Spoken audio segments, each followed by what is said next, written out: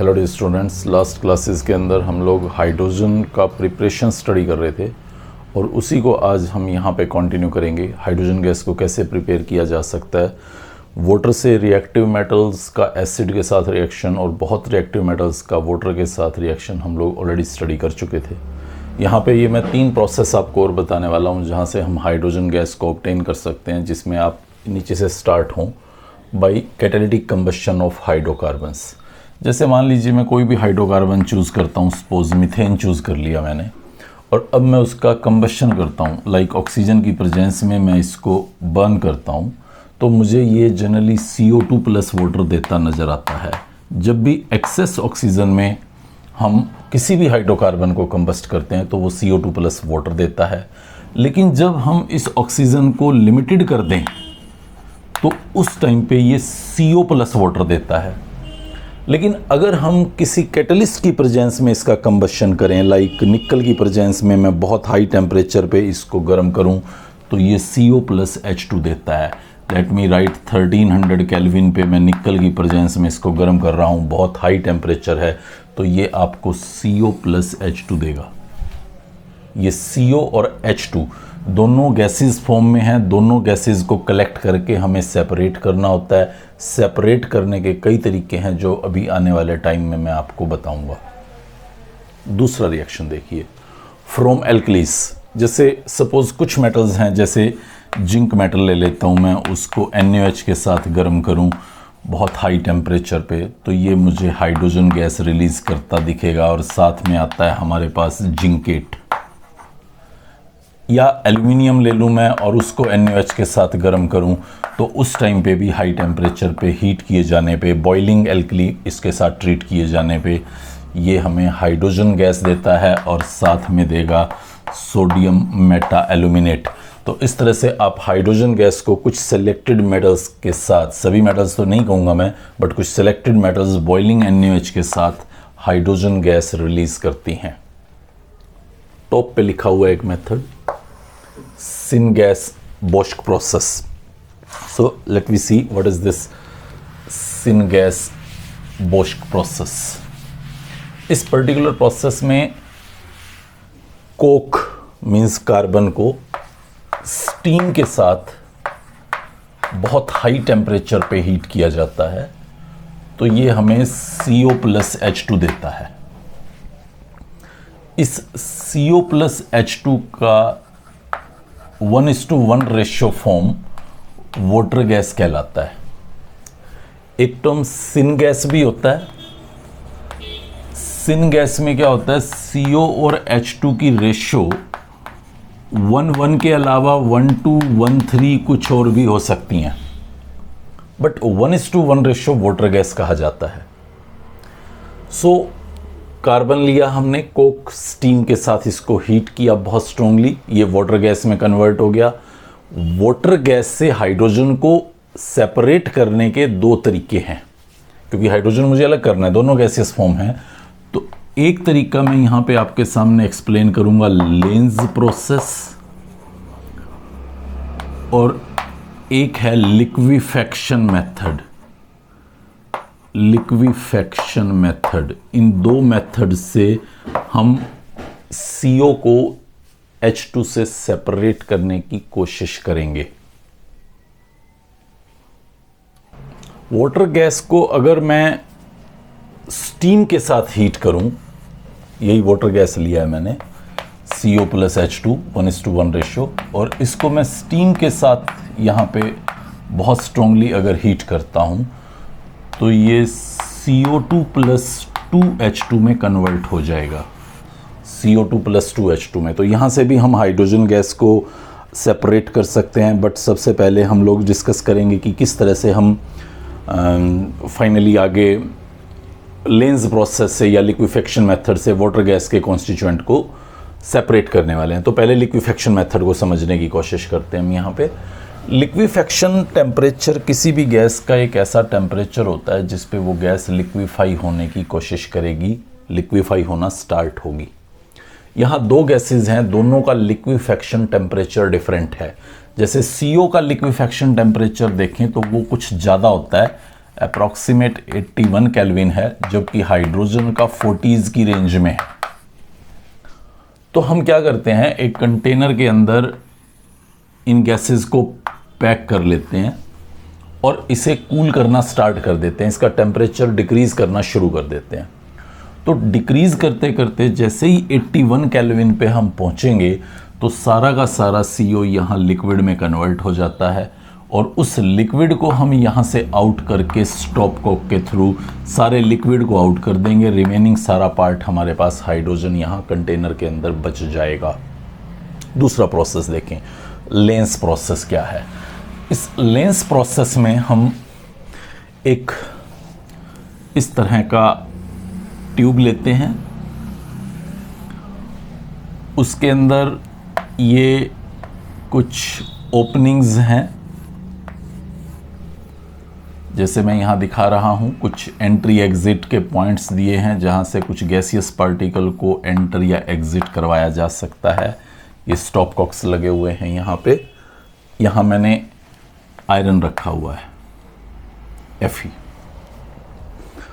इस particular entry से इसको ओपन कर दूंगा मैं, यहाँ से मैं स्टीम पास करता हूँ। तो जब मैं स्टीम पास करता हूं यहां से, तो Fe उस स्टीम की प्रेजेंस में रिएक्ट करके Fe3O4 प्लस H2 देता है, हाइड्रोजन गैस। इस हाइड्रोजन गैस को मैं यहां से आउट करता हूं। जस्ट इन दो ओपनिंग्स में से किसी भी एक ओपनिंग को मैं ओपन कर दूंगा। जैसे मैं इसको ओपन कर देता हूं तो यहां से वो हाइड्रोजन गैस किसी एक कंटेनर में स्टोर की जा सकती है। इसको ओपन कर लीजिए चाहे इसको ओपन कर लीजिए, कोई खास इशू नहीं है। तो यहां से वाटर डाल रहा हूं तो यहां से मैं चलो ओपन कर देता हूं, यहां से मैं इस हाइड्रोजन गैस को आउट कर दूंगा। ये सारा का सारा Fe3O4 में कन्वर्ट हो जाएगा। उसके बाद मैं यहां से वाटर गैस को एंटर कराता हूं। तो वाटर गैस को जब एंटर कराता हूं तो वाटर गैस इस Fe3O4 से रिएक्शन करती है। अब इन दोनों को बंद कर दिया मैंने और इन दोनों को ओपन कर दिया। यहां से वाटर गैस को एंटर करा रहा हूं। CO इसके साथ रिएक्शन करेगा, Fe प्लस CO2 में कन्वर्ट हो जाएगा। हाइड्रोजन भी इसके साथ रिएक्शन करेगा और Fe प्लस वाटर में कन्वर्ट हो जाएगा।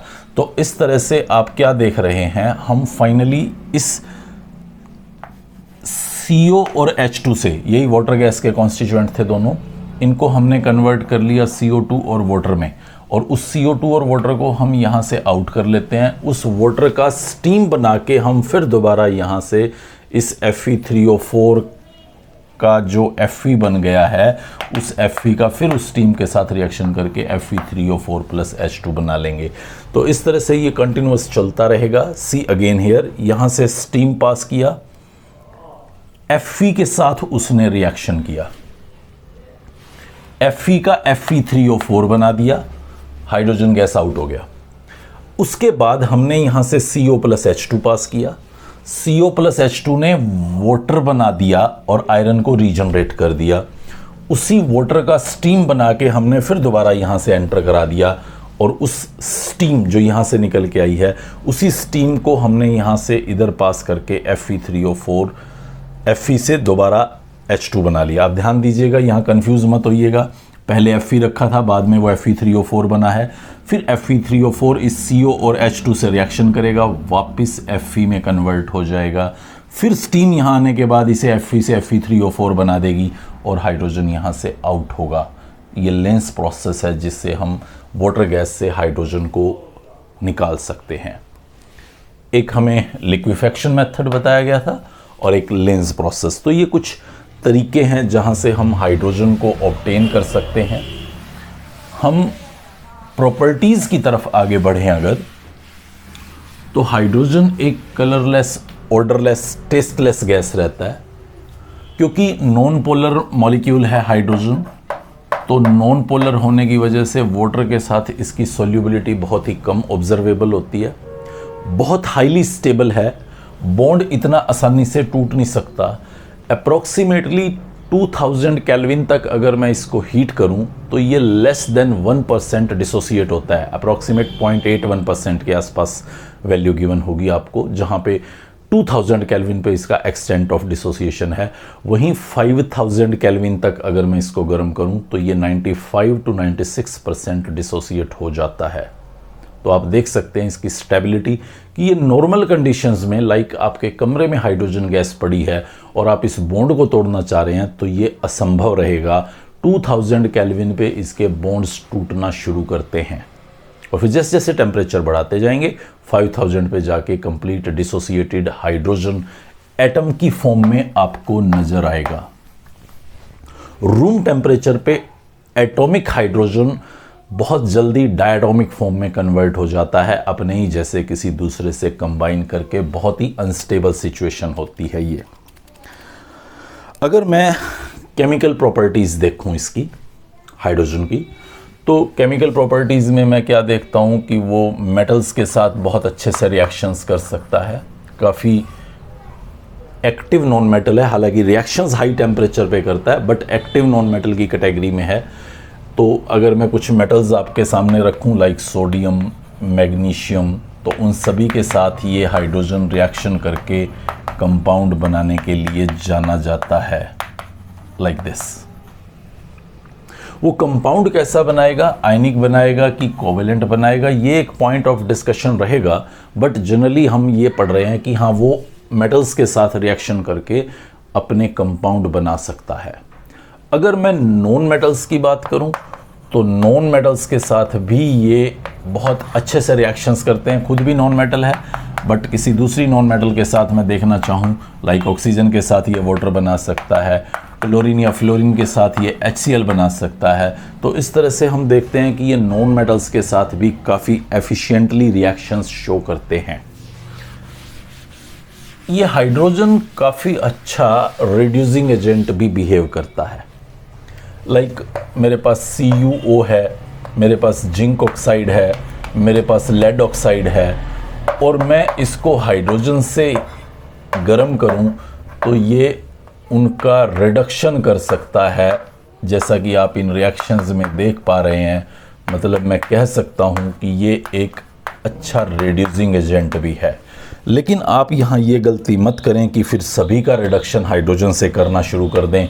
लाइक अगर आप Al2O3 लेते हैं और हाइड्रोजन के साथ इसको सोचें कि मैं रिड्यूस करके Al प्लस वाटर बना लूँ, तो ये क्वाइट पॉसिबल नहीं होगा, जिसकी वजह हम अभी फ़िलहाल इस क्लास के अंदर तो नहीं पढ़ सकते, लेकिन आने वाले समय में कहीं ना कहीं प्रोबेबली नेक्स्ट ईयर हम इस पॉइंट को ज़रूर समझ रहे होंगे। अभी फ़िलहाल के लिए आप बस ये ध्यान रखिएगा कि सभी का रिडक्शन कर देगा एल्यूमिनियम, ऐसा हाइड्रोजन ऐसा बिल्कुल भी ज़रूरी नहीं है। जो थोड़ी मॉडरेट रिएक्टिव रिएक्शन मेटल्स हैं उनके ऑक्साइड्स, जैसे मैंने जिंक, लेड, कॉपर थोड़ा कम रिएक्टिव था, तो उन्हीं के ऑक्साइड्स को हाइड्रोजन रिड्यूस कर सकता है। कब रिड्यूस कर पाएगा, कब नहीं कर पाएगा, ये सब बातें हम लोग 11th क्लास के अंदर नहीं पढ़ रहे, वो 12th क्लास के अंदर हम पढ़ते हैं। एक हमारे पास इनऑर्गेनिक के एरिया में ही आता है एक्सट्रैक्शन ऑफ एलिमेंट्स, जहाँ पे हम एक्सट्रैक्शन के दौरान ये पॉइंट डिस्कस करते हैं। अभी सिर्फ ये ध्यान रखिए कि वो एक रिड्यूसिंग एजेंट की तरह से बिहेव करता है। कुछ अनसैचुरेटेड हाइड्रोकार्बन्स को मैं अगर देखूं तो उसे सैचुरेटेड बनाने में भी हाइड्रोजन बहुत हेल्पफुल है। लाइक अगर मेरे पास ये कोई अनसैचुरेटेड कंपाउंड है और मैं उसको हाइड्रोजन देता हूं तो ये उसे सैचुरेटेड बना देगा, एडिशन हो जाता है। तो इस तरह से ये सैचुरेटेड बनाने के लिए भी यूज़ किया जाता है। एक हमारे पास रिएक्शन आती है hydrogenation of oils. Vegetable oil को अगर हम हाइड्रोजन देते हैं तो ये वनस्पति में कन्वर्ट होता है। ये कुछ स्पेशल नहीं है, बस वही अनसैचुरेटेड का सैचुरेटेड बनाना है। जो वेजिटेबल ऑयल होता है उसके कंपाउंड्स के स्ट्रक्चर को अगर हम देखें तो वहाँ पे कार्बन कार्बन के बीच में काफ़ी सारे डबल बॉन्ड्स हो सकते हैं, और जो वनस्पति बनती है उसके अंदर कोई डबल बॉन्ड की प्रेजेंस नहीं होती। तो हाइड्रोजन का एडिशन इन वेजिटेबल ऑयल्स के अंदर जो वनस्पति का फॉर्मेशन करता है वो भी इसके एक पर्टिकुलर कैरेक्टर है। अगर हम कंपाउंड्स देखें हाइड्रोजन के, लाइक जिस भी पर्टिकुलर स्पीसीज को हम देखें तो हाइड्रोजन के साथ सभी कंपाउंड बना पा रहे हैं जिनको एक पर्टिकुलर टर्म के अंडर हम समझने की कोशिश करेंगे, और वो टर्म है हमारे पास हाइड्राइड। हाइड्रोजन लगभग सभी एलिमेंट्स के साथ जितने भी हमारे पास पीरियोडिक टेबल में प्रेजेंट हैं वो प्रोडक्ट बनाने के लिए, कंपाउंड बनाने के लिए जाना जाता है। हालांकि हम अगर ट्रांजिशन एलिमेंट्स देखें जिसमें डी ब्लॉक मेंबर्स आते हैं, तो उसमें ग्रुप नंबर 7, 8, 9 के जो मेंबर्स हैं उनके हाइड्रोजन के साथ कंपाउंड नोन नहीं है। तो इस जोन को जहाँ पे कंपाउंड नहीं बना पा रहा उसको बोला गया है हाइड्राइड गैप। हाइड्राइड गैप वो जोन है ट्रांजिशन एलिमेंट का, ग्रुप नंबर 7, 8, 9 मैंने आपको बताया, वो कभी भी हाइड्रोजन के साथ कंपाउंड बनाते नज़र नहीं आते। अदरवाइज़ मैं एस ब्लॉक के सभी मेंबर्स को जाके देखूं या पी ब्लॉक में भी मोस्ट ऑफ द मेंबर्स को मैं जाके देखूं तो वो सभी हाइड्रोजन के साथ कंपाउंड बना पा रहे हैं। इन सभी कंपाउंड्स को हमने ब्रॉडली 3 कैटेगरीज में डिवाइड किया हुआ है। एक हमारे पास आता है आयनिक हाइड्राइड, एक हमारे पास आता है कोवेलेंट हाइड्राइड, और एक हमारे पास आता है मेटेलिक, या इसको मैं इंटरस्टिशियल हाइड्राइड भी बोल सकता हूं, ज़्यादा प्रॉपर रहेगा। हाइड्राइड टेक्निकली अगर मैं देखूं तो वो सब्सटेंस है जहां H के ऊपर नेगेटिव चार्ज है। ये जो वर्ड आप देखते हैं लास्ट में लिखा हुआ IDE, ये हमेशा नेगेटिव आयन के साथ ही लगाया जाता है, क्लोराइड, फ्लोराइड, ऑक्साइड। इवन अगर मेरे पास ये कंपाउंड है OF2, तो क्योंकि फ्लोरीन ज़्यादा इलेक्ट्रोनेगेटिव है तो मैं इसको फ्लोराइड कहूँगा, ना कि ऑक्साइड। अगर मेरे पास लेट मी राइट N2O5 है तो अब मैं इसको ऑक्साइड कहूँगा क्योंकि ऑक्सीजन मोर इलेक्ट्रोनेगेटिव है। अगर मेरे पास कोई भी मतलब आप समझें लाइक Li3N है तो नाइट्रोजन क्योंकि मोर इलेक्ट्रोनेगेटिव है तो इसके नाम के बाद मैं लिख रहा हूँ नाइट्राइड, मतलब IDE वर्ड मोर इलेक्ट्रोनेगेटिव के साथ आता है। तो यहाँ पे अगर आप देखेंगे तो H जिसके ऊपर नेगेटिव चार्ज होगा मुझे उसे ही हाइड्राइड कहना चाहिए। टेक्निकली ये बात है, बट फैशन में क्या है कि जितने भी हाइड्रोजन के कंपाउंड बनते हैं लाइक इवन वाटर है, अमोनिया है, जहाँ पे ऑक्सीजन मोर इलेक्ट्रोनेगेटिव है मुझे उसे ऑक्साइड कहना चाहिए, बट स्टिल हम लोग उसको जनरली हाइड्राइड ही बोलते हैं। तो चाहे इसको आप एक कमी मान लीजिए कि हम लोग इसको क्यों हाइड्राइड बोल रहे हैं, IUPAC ने तो इसे अलाउ नहीं किया हुआ, स्टिल क्योंकि फैशन में अब आ चुका है तो हम भी उसी फैशन में दौड़ते हुए सभी कंपाउंड्स जो भी हाइड्रोजन के कंपाउंड एलिमेंट बना रहे हैं उन सबको हाइड्राइड ही बोलते हैं।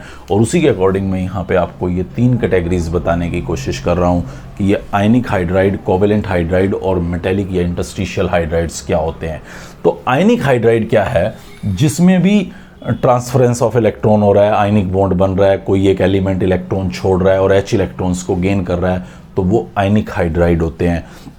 जैसे हम ग्रुप 1 के हाइड्राइड देखें या ग्रुप 2 के हाइड्राइड देखें, let me write here some names like NaH, KH, RBH या CaH2, कैल्शियम का हाइड्राइड है, स्ट्रोंशियम का हाइड्राइड है। ये सभी हाइड्राइड्स आयनिक हाइड्राइड्स की कैटेगरी में डाले गए हैं। जहाँ पे भी मेटल इलेक्ट्रॉन लॉस कर रहा है और हाइड्रोजन इलेक्ट्रॉन्स को गेन कर रहा है वो सब आयनिक हाइड्राइड का कैटेगरी है। किसको मुझे आयनिक हाइड्राइड कहना होगा तो मुझे दिमाग में रखना होगा कि कौन आयनिक कंपाउंड है। आयनिक कंपाउंड मीन्स जिसका कोई पर्टिकुलर डायरेक्शन ना हो, बॉन्ड्स के बीच में कोई पर्टिकुलर एंगल ना हो, तो वो सब आयनिक कंपाउंड होते हैं। जो बैड कंडक्टर ऑफ इलेक्ट्रिसिटी हो सॉलिड फॉर्म में बट गुड कंडक्टर हो मोल्टन फॉर्म में, वो आयनिक कंपाउंड्स है। जिनका वेरी हाई मेल्टिंग पॉइंट हो वो आयनिक कंपाउंड है। तो इस तरह से मैं कैटेगराइज करता हूं तो मैं पाता हूं कि ग्रुप 1 के सभी हाइड्राइड्स और ग्रुप 2 में बेरिलियम और मैग्नीशियम को छोड़ दो। बेरिलियम का जो हाइड्राइड है और मैग्नीशियम का जो हाइड्राइड है वो स्लाइट आयनिक कैरेक्टर में एग्जिस्ट नहीं करता, just because ionic bond formation की जो कंडीशंस हैं like low ionisation energy, high lattice energy, उसको वो सेटिस्फाई नहीं करता, जिसकी वजह से ये कुछ हद तक आयनिक कैरेक्टर कम शो करते हैं, मीन्स कोवेलेंट कैरेक्टर दिखाते हैं। तो कोवेलेंट हाइड्राइड की कैटेगरी में डाल दिए जाते हैं। और उसकी वजह बेसिकली ये है कि हमें बेरिलियम के कुछ हाइड्राइड पॉलीमेरिक फॉर्म में नज़र आते हैं। ये पॉलीमेरिक फॉर्म क्या है, वर्ड समझे ध्यान से। पॉलीमेरिक का मतलब क्या है, पॉली मैंने मैनी और मर मीन्स मर्ज्ड। तो पॉलीमेरिक फॉर्म में क्या होता है, बहुत सारी एक जैसी यूनिट्स आपस में मर्ज हो जाती हैं, जिसको मैं पॉलीमेरिक फॉर्म बोलता हूँ। तो ये इस तरह से BeH2 पॉलीमेरिक फॉर्म में एग्जिस्ट करता है लाइक दिस। इस तरह से वो पॉलीमेरिक फॉर्म बनाया होता है, जिसमें बहुत सारी BeH2 की यूनिट्स आपस में लिंक्ड होकर एक चेन बनाती हैं।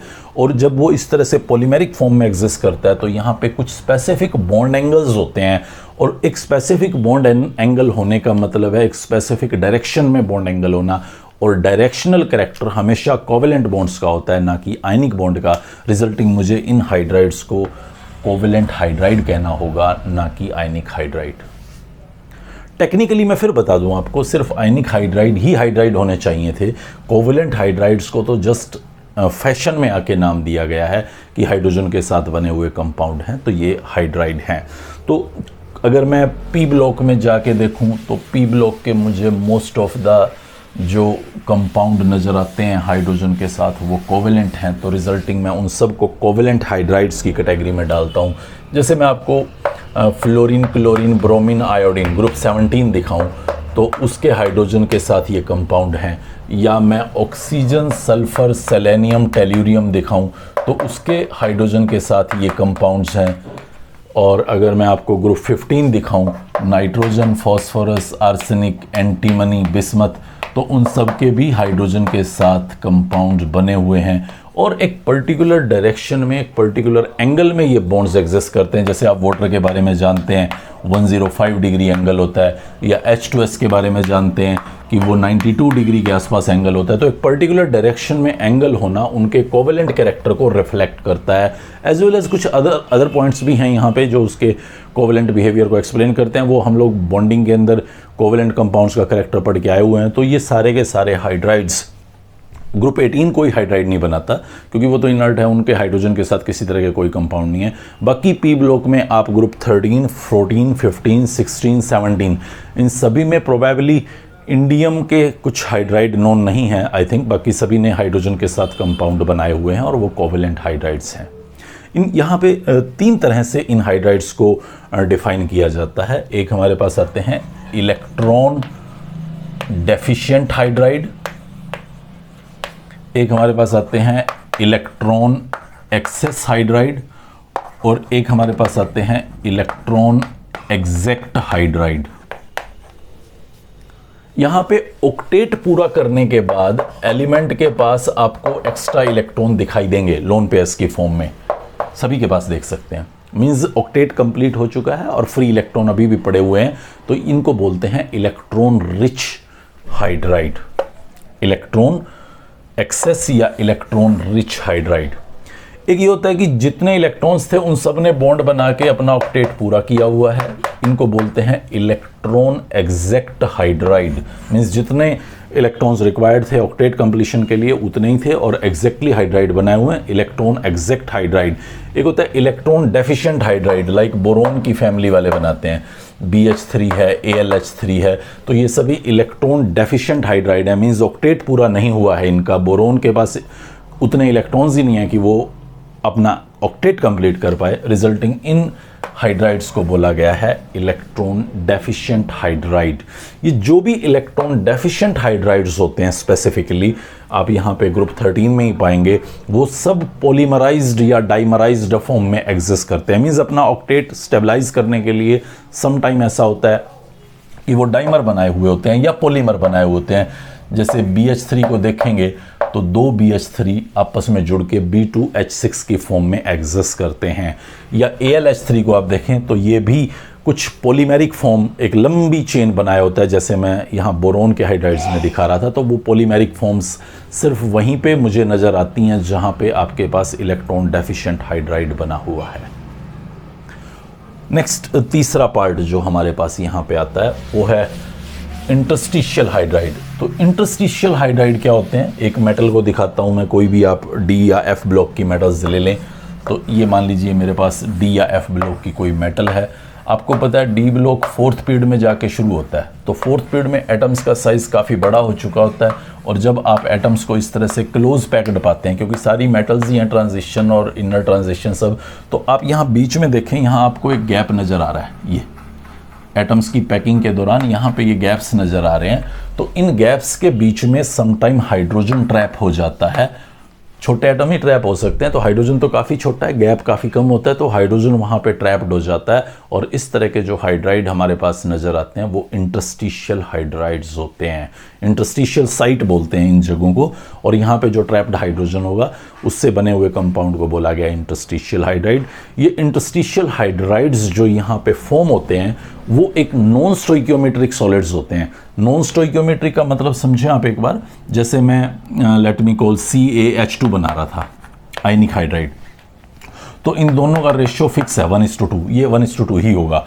या वाटर को देखें 2:1, तो ये रेशियो 2:1 ही होगा हाइड्रोजन और ऑक्सीजन का। लेकिन अगर मैं आप लोगों को लाइक स्कैंडियम का कोई इंटरस्टिशियल हाइड्राइड दिखा रहा हूँ, तो स्कैंडियम और हाइड्रोजन का जो प्रपोर्शन है, जो रेशियो है, वो होल नंबर में नहीं होता, कुछ 1:0.07 या 0.17 या 0.27 कुछ ऐसा हो सकता है। मींस इसको बोलते हैं नॉन स्टोइकियोमेट्रिक रेशियो, जहाँ पे होल नंबर में एटम अटैच नहीं है प्रोपोर्शन वाइज। ऐसा मत सोचिएगा कि एटम फ्रैक्शन में है, एक्चुअली उनके नंबर्स फ्रैक्शन में है। मींस यहाँ पे अगर 100 स्कैंडियम है तो यहाँ पे सिर्फ 2 या 1 या 3 या 5 कुछ इतने हाइड्रोजन कहीं कहीं किसी किसी साइट पे ट्रैप्ड हैं। ये इंटरस्टिशियल हाइड्राइड्स होते हैं। तो ये सारा का सारा पॉइंट इन ब्रीफ आपको हाइड्राइड्स के बारे में पढ़ना है।